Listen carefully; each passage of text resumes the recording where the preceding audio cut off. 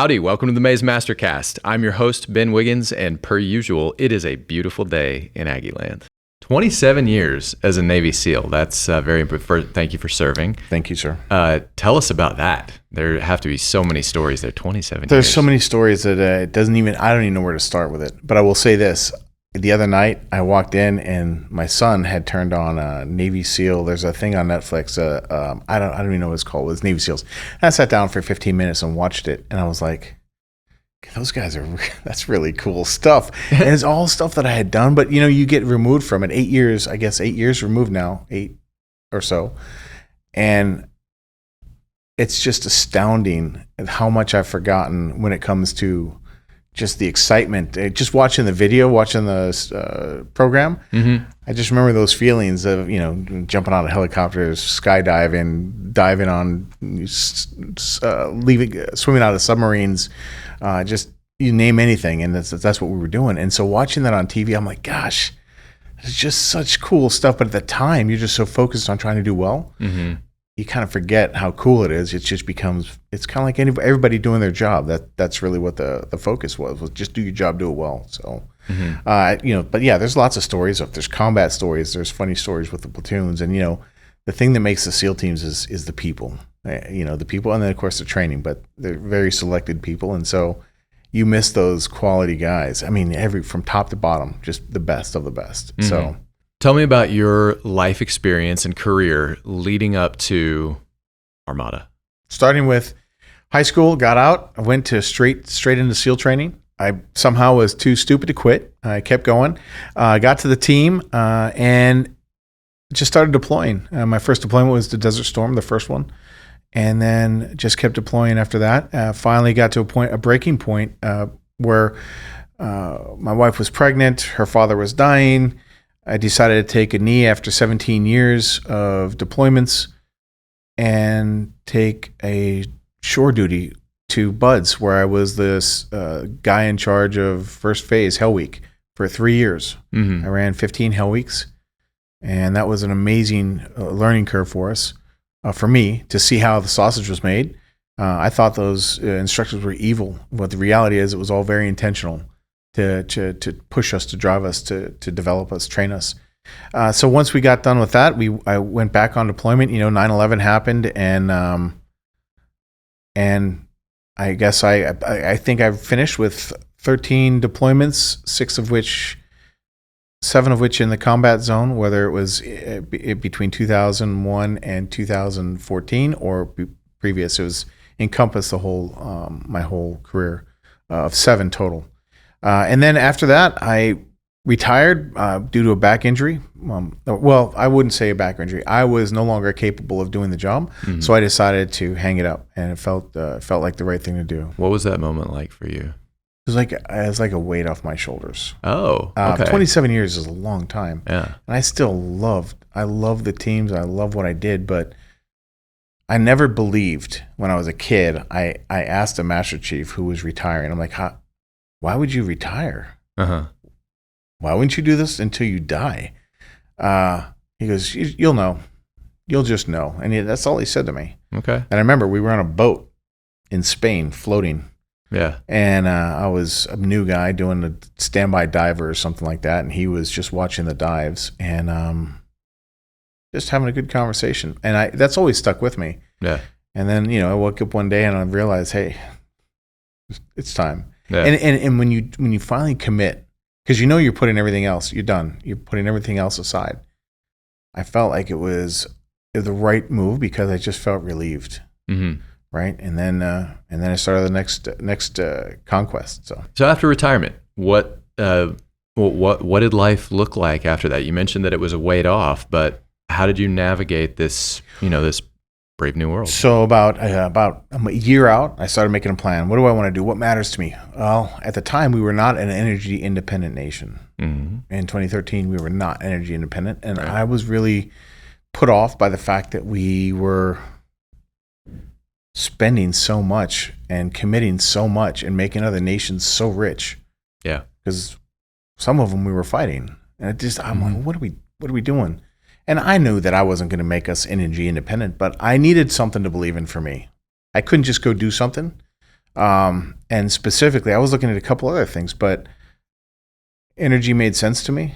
And I didn't really realize until I started really getting into it just how similar to the military is. Very small unit teams out there working for a common goal with rules and regulations and discipline. And of course, there's various levels of that, but seemed like a good fit.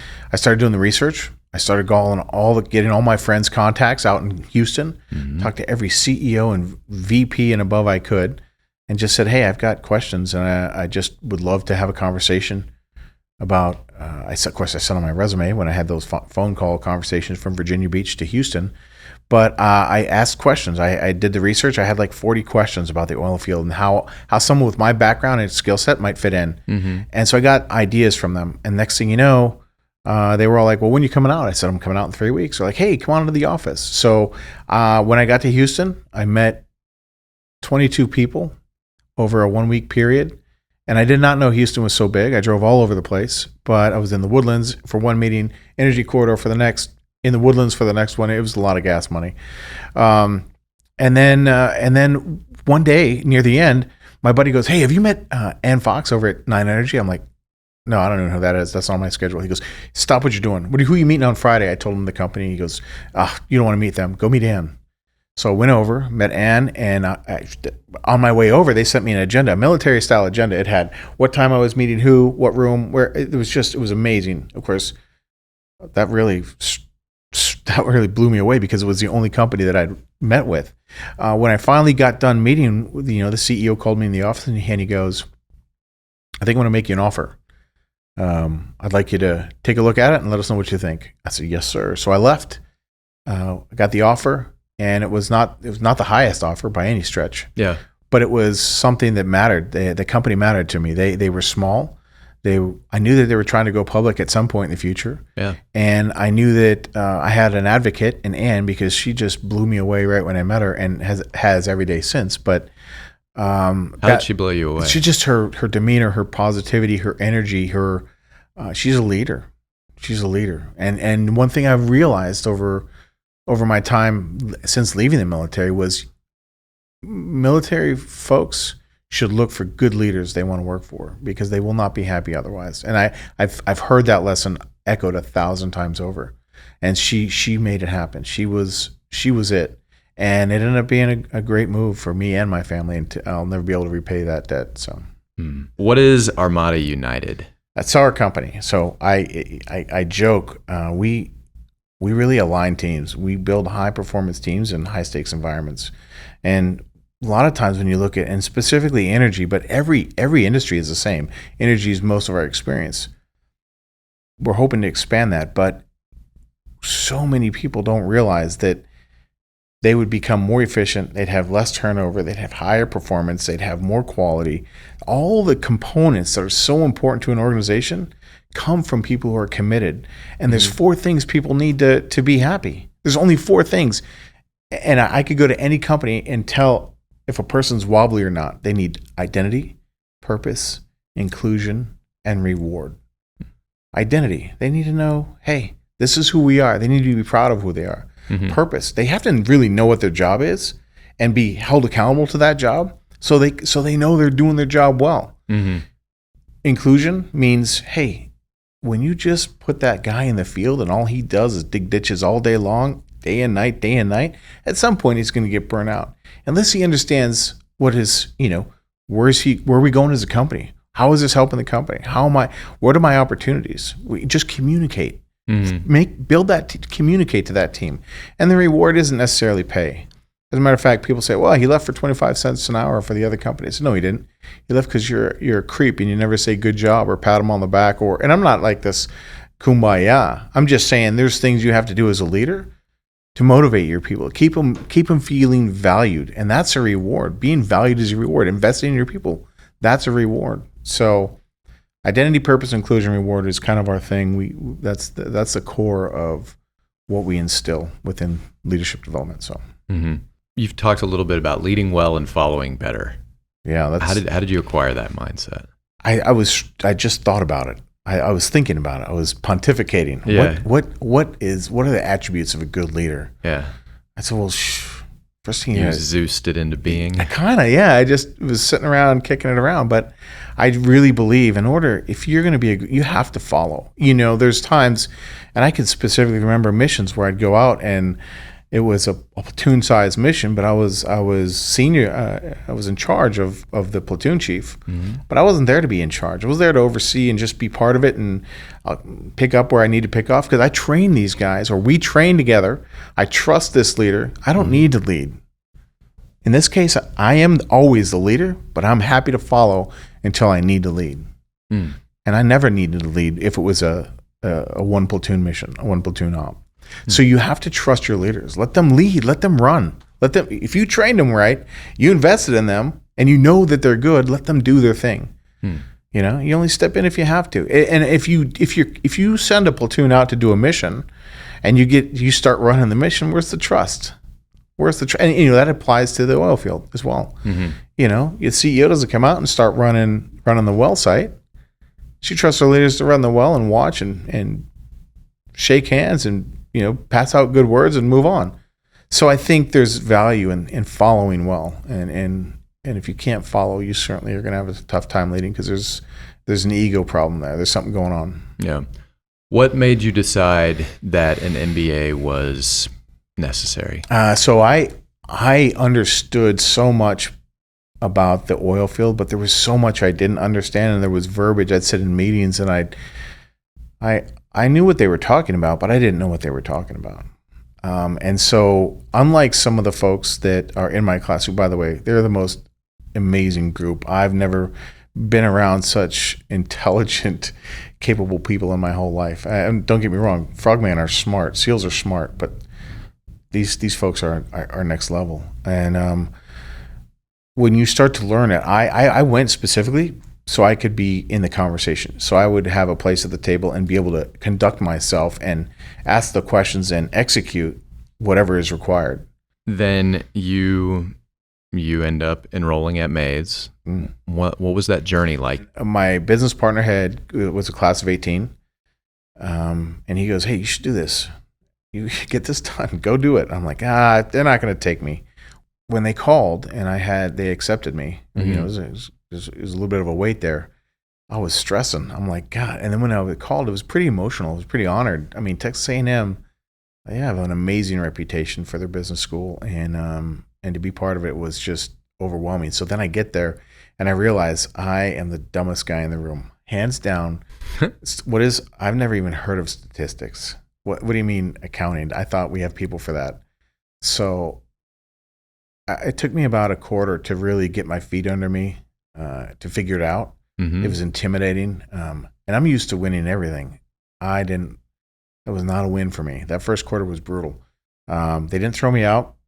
And after that, once I got my feet under me again, once I got my learning feet under me, I was able to continue to accelerate throughout the rest of the course. The workload didn't get any easier. As a matter of fact, the workload increased, but the challenging pieces that I had never done before I started to learn how to study better and how to be better. So it became easier. So that you get through that first quarter, learn how to be a student again after how many years? I don't know. Pretty amazing. So let's go back to Rmada. We had started Rmada to save our energy company money because we were going through a third party who was just gouging us. So On what? Profiles, like training profiles. So we, instead of them being a pass through, we were able to become a pass through and do it for free, essentially for free for the organization. So no money made on our part, but we got rid of the middleman and became the middleman just to save my division money, right? Yeah. But then after I had to let everybody go, he's now my business. He was my business partner, and he worked for me. And when I had to let Pat go, we stood that up. We said, hey, let's make this a full-time gig. Let's go get some clients for you, so you have income. I'm working, but we got to get. So we got some clients, got him working. And once I was asked to be somewhere successful somewhere else, once they let me go a year later, I stepped right into, I was still going through the MBA, but I stepped right into Rmada. What I wasn't able to do is pick up the load for Rmada because of the MBA. It was too much work. So Pat kept working. I was fine.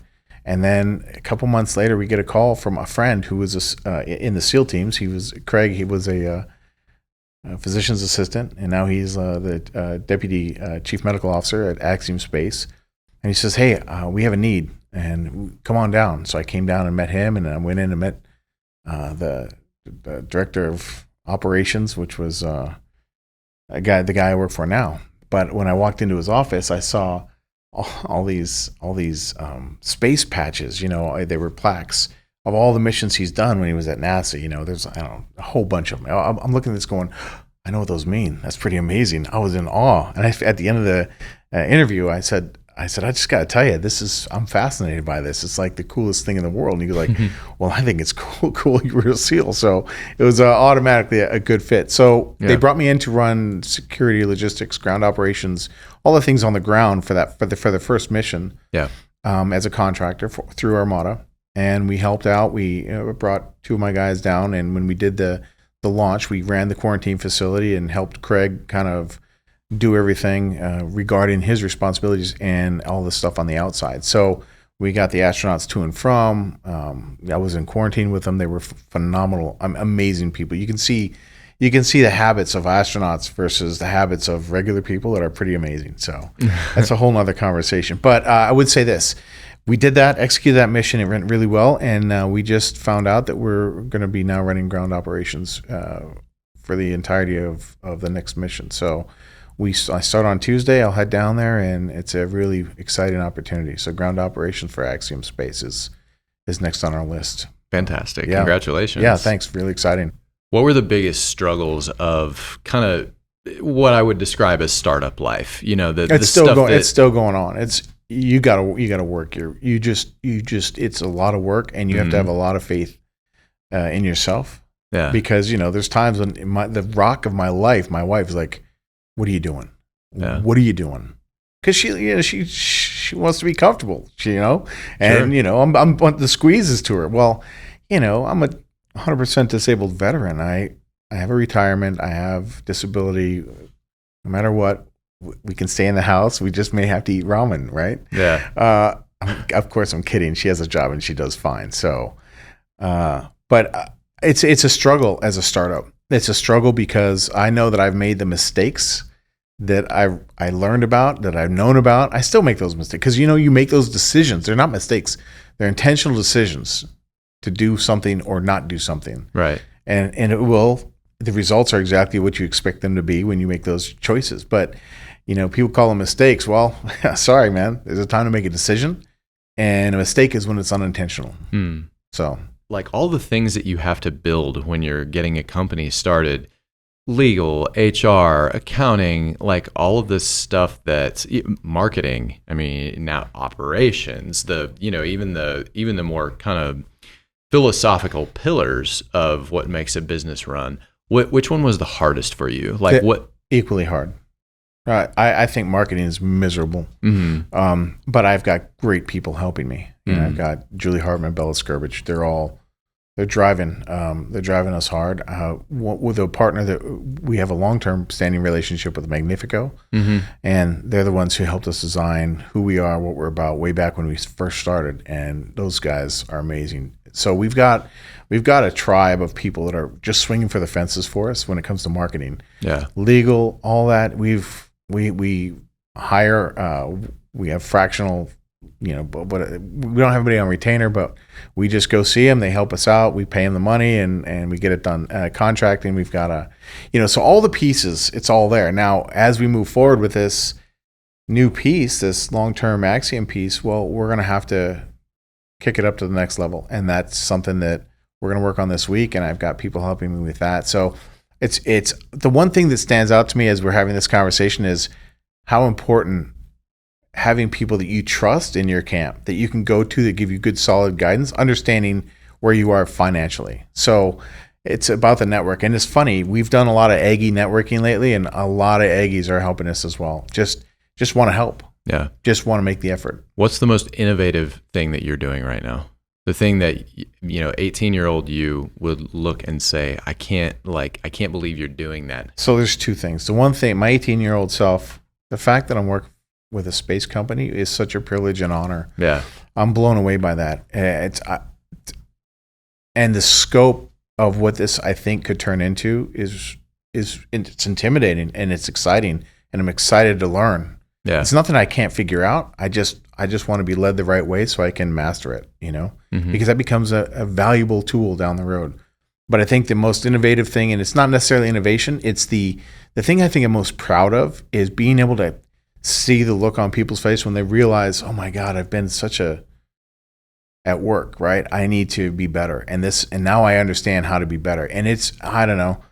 The one thing that we've always said is this, yeah, we have to make money to stay alive, but for us, it's about making a difference. We really want to make a difference. And I think both of us, my partner and I, have taken so much, or we've given so many opportunities in life that we've got all this amazing experience. And, so many leaders, so many people that teach leadership are leadership academics, or they've had one job and they did really well at it because they got lucky. And so now they're leadership experts. Man, we have ground from the beginning up through the ranks at every position we've ever been in. And not only that, is the military has invested a ton of money in us. So when you talk about the leadership piece, what we can do for other people, that it's not innovative, but it's the most exciting and rewarding for me personally. So, what would you say is your mission? Like if you had to put it in a sentence, or what you talked about, changing the world, like that's that sort of thing. How, in what way? So this thing that stands out in my mind is something my partner and I talk about all the time. And it's getting people to understand that better people make better teams, make a better organization, make a better world. And at the end of the day, when you talk about what's Mays School's enhancing the world's prosperity, right? That's how we contribute to it. And there's the path. Because if you have better organizations, you have a better world. If you have responsible, reliable, truthful, compassionate, caring, successful organizations, you're taking care of families, you're taking care of people, you're taking care of the environment, you're taking care. Those are the things that matter. So you do that. You don't do that just through hope. You do that through execution and leadership development. Yeah. But what is the thing that you still see most commonly, the mistake you're still running into the most? Poor leadership. And in the sense of tolerance of those behaviors. Oh. Because they still exist, but we have leaders who are not willing to make that change. They're not willing to invest. They're not willing to fix, not through us. I don't care who you do it through, but when you, and I can remember waking up going, oh, I had a meeting with so-and-so today. Yeah. Because I just don't want to do it. Well, if you have those feelings, fix your problems, man. Don't tolerate. Don't just let that continue. Because if it's that way for you, it's probably that way for a lot of people. Mm-hmm. So address it. Just address it. Even if you don't know what to do, call someone and ask. Get some guidance. But I understand you have to protect your revenue stream, but you also have to protect the company and the sanity and the turnover rate and the, people don't leave people for money, or people don't leave companies for money. They leave people because of bad people. Yeah. Every time. How does that interact with your military background, and what do you think this dynamic looks like in the military now? I know you're 8 years out, but as a Navy SEAL, you were supposed to punch through everything. You're supposed to run through walls. You're supposed to throw cars through buildings, to use your term from earlier. How does that interact with the kind of, hey man, let me walk next to you? Okay, like that's not a fundamental. That's a stigma. That's a stigma you have about the military. Yes, right. Absolutely, and that's not true. Oh, okay. That is unequivocally not true. Okay. Now like there is times when I say fix bayonets, we're taking that hill. I don't want you to look at me funny. I want you to fix bayonets and charge that hill. Yeah. No questions asked. Yes. But most guys who become leaders in the SEAL teams realize that not everybody can be led the same way. Now, there's times when everybody has to be led one way. Fix bayonets. But then they're also, that's the one thing the military isn't given enough credit for, because every Master Chief and leader I know in the SEAL teams understands that people need to be led the way they need to be led. Yeah. You don't call them out in a meeting. You pull them aside and say, hey, look, this is where we're going. This is what we're doing. This is why we're doing it. This is how we're doing it. Because that guy wants data, information, and then he's fully on board. So spend the time, spend 3 minutes, give him a brief, tell him what you're going to do. Now you got to support. So you manage people the way they need to be managed. You lead people the way they need to be led. And again, most of the stigma with the military is do it my way or I'll knock your teeth out. And there's plenty of that. And there's plenty of need for that in high tension situations. But when the opportunity arises, there's a lot of care and deference given to people's personalities and so on and so forth. Yeah. I'm not saying everybody does it, but I saw it a heck of a lot more than I used to see when I was still in. When I was younger, it was much different culture than when I retired. Yeah, I mean, the rep is Full Metal Jacket. Oh, sure, yeah. Those are Marines. Right. Yes. No, sorry, not confusing the two, but military wise, that's the reputation. Well, it's nice to hear that there's been a lot of progress there. I think so. Maybe the next guy coming through will be like, hey, that Hitchcock guy, he's full of it. That's fine. But that's what I saw, and it is, again, it's a stigma. So yeah. What's